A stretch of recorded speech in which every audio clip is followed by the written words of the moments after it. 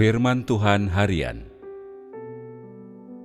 Perasaan Sang Pencipta yang tulus terhadap umat manusia. Manusia sering mengatakan tidak mudah mengenal Tuhan. Namun, aku katakan bahwa mengenal Tuhan tidaklah sulit sama sekali, karena Tuhan sering membiarkan manusia menyaksikan perbuatannya. Tuhan tidak pernah berhenti berdialog dengan umat manusia. Dia tidak pernah menyembunyikan dirinya dari manusia atau menyembunyikan dirinya sendiri. Pikiran, gagasan, firman, dan perbuatannya semua dinyatakan kepada umat manusia. Oleh karena itu, selama manusia ingin mengenal Tuhan, ia bisa memahami dan mengenal Dia lewat segala macam cara dan metode. Alasan mengapa manusia dengan buta berpikir bahwa Tuhan dengan sengaja menghindarinya, bahwa Tuhan dengan sengaja menyembunyikan dirinya dari umat manusia, bahwa Tuhan tidak berniat membiarkan manusia memahami dan mengenalnya, adalah karena ia tidak tahu siapa Tuhan itu. Juga karena ia tidak ingin memahami Tuhan. Bahkan ia tidak peduli dengan pikiran, perbuatan, firman Sang Pencipta. Sejujurnya, jika seseorang hanya menggunakan waktu luangnya untuk berfokus dan memahami firman atau perbuatan Sang Pencipta dan mencurahkan sedikit perhatian pada pikiran Sang Pencipta dan suara hatinya, tidak akan sulit bagi mereka untuk menyadari bahwa pikiran, perkataan, dan tindakan Sang Pencipta terlihat dan transparan. Begitu juga akan dibutuhkan sedikit usaha untuk menyadari bahwa Sang Pencipta ada di antara manusia selama ini, bahwa Dia selalu berbicara dengan manusia dan seluruh ciptaan, dan Dia melakukan perbuatan yang baru setiap harinya. Hakikat dan wataknya diungkapkan dalam dialognya dengan manusia. Pikiran dan gagasannya dinyatakan sepenuhnya dalam perbuatannya. Dia menemani dan menyelidiki umat manusia sepanjang waktu. Dia berbicara diam-diam kepada umat manusia dan seluruh ciptaan dengan firman-Nya yang lembut dan tenang. Aku ada di surga dan aku berada di antara ciptaanku. Aku mengawasi. Aku menunggu. Aku ada di sisimu. Tangannya hangat dan kuat. Langkah kakinya ringan. Suaranya lembut dan enak didengar. Rupanya melewati kita, merengkuh seluruh umat manusia. Wajahnya indah dan lembut. Dia tidak pernah pergi atau menghilang. Siang dan malam, Dialah teman umat manusia yang selalu ada. Pemeliharaannya yang sepenuh hati dan kasih sayangnya yang istimewa bagi umat manusia, dan juga kepedulian dan cintanya bagi umat manusia, ditunjukkan sedikit demi sedikit ketika Dia menyelamatkan kota Niniwe.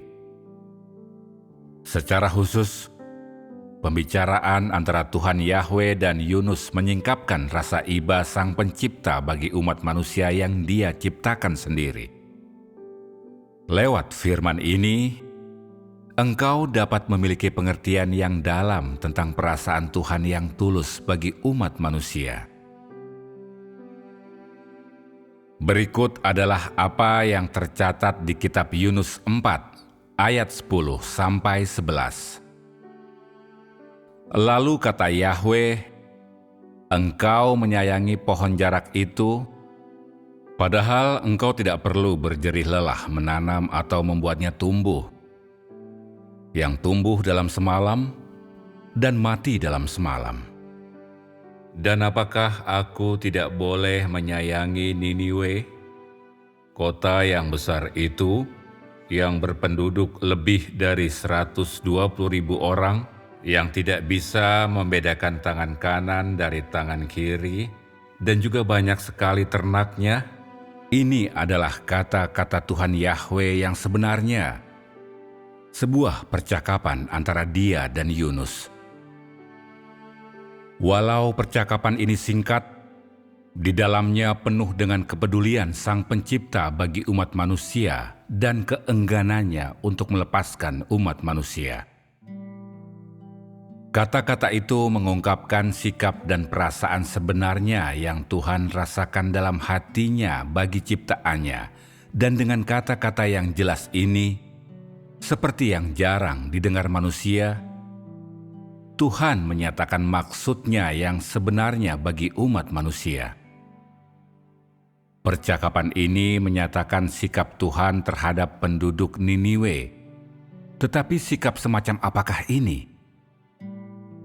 Ini adalah sikap yang Dia tunjukkan kepada penduduk Niniwe sebelum dan sesudah pertobatan mereka.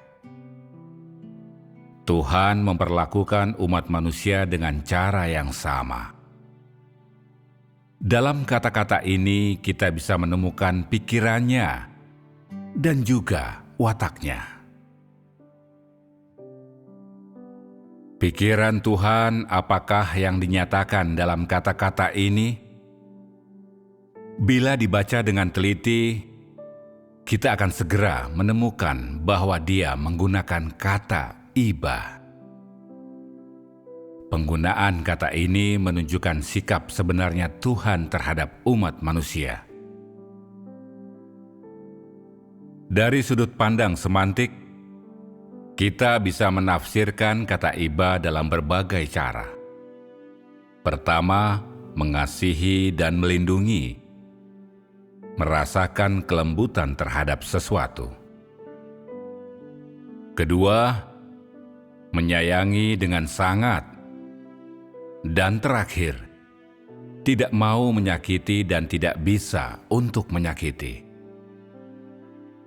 Singkat kata, kata iba memiliki arti sayang dan kasih, dan juga keengganan untuk menyerahkan seseorang atau sesuatu. Itu berarti belas kasih dan toleransi Tuhan terhadap manusia. Walau Tuhan menggunakan kata yang umum dikatakan di antara manusia, penggunaan kata ini menyuarakan isi hati Tuhan dan sikapnya terhadap umat manusia. Walau kota Niniwe penuh dengan orang-orang yang rusak, jahat, dan kejam sama seperti orang-orang di Sodom, pertobatan mereka menyebabkan Tuhan mengubah hatinya dan memutuskan untuk tidak menghancurkan mereka.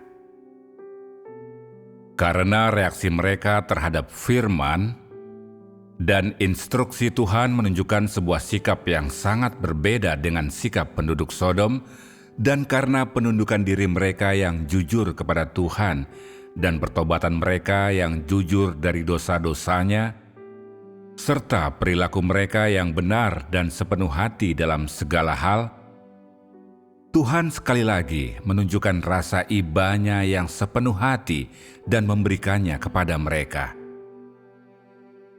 Upah Tuhan dan rasa iba-Nya kepada umat manusia tidak mungkin ditiru oleh siapapun. Tidak ada orang yang bisa memiliki belas kasih dan toleransi Tuhan atau perasaannya yang tulus terhadap umat manusia. Apakah ada orang yang engkau anggap sebagai pria dan wanita yang hebat? Atau bahkan manusia super yang dari posisi yang tinggi berkata-kata sebagai seorang pria atau wanita yang hebat? Atau saking hebatnya membuat pernyataan serupa ini kepada umat manusia atau ciptaan? Siapakah di antara umat manusia yang bisa mengetahui kondisi kehidupan umat manusia seperti telapak tangannya sendiri? Siapakah yang bisa menanggung beban dan tanggung jawab bagi keberadaan umat manusia? Siapakah yang mampu menyatakan kehancuran sebuah kota? Dan siapakah yang mampu mengampuni sebuah kota?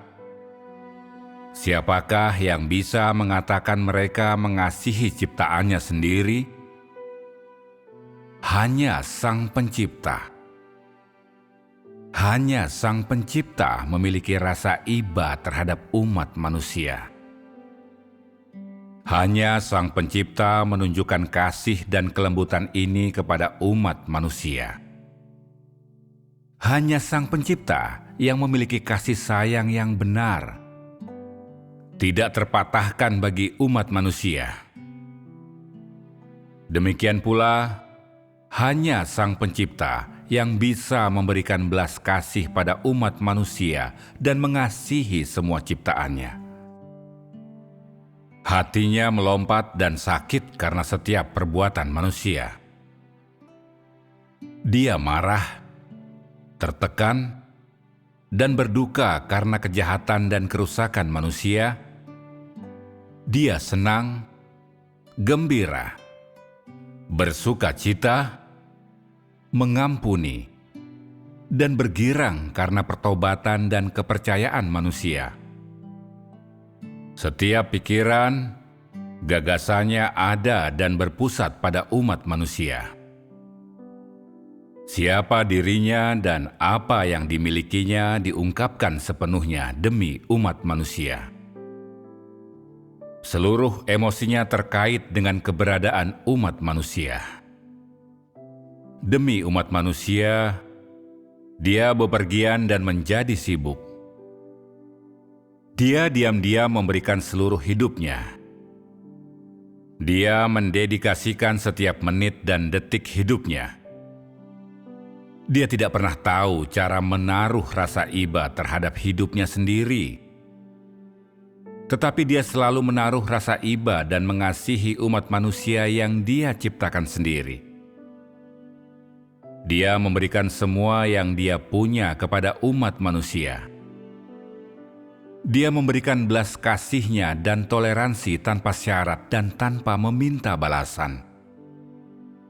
Dia melakukan ini hanya agar umat manusia bisa terus bertahan hidup di hadapan matanya, menerima perbekalan hidup darinya.